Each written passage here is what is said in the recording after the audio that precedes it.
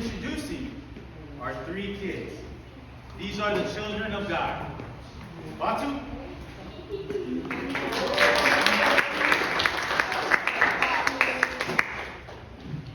Asi,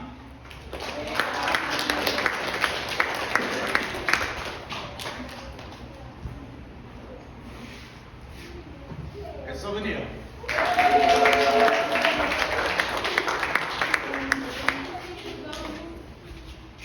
With that being said, I'll let these children of God speak.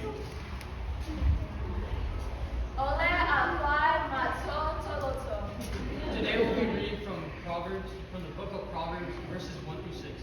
My son, do not forget my teachings, but keep my commands in your heart, for they will prolong your life many years and bring you peace and prosperity.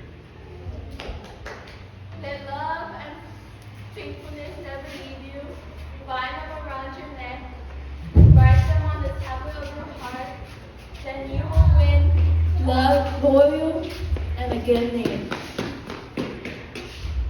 in the sight of God and man.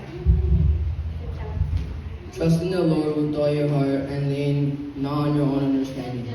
In all your ways submit to him and he'll make your paths straight.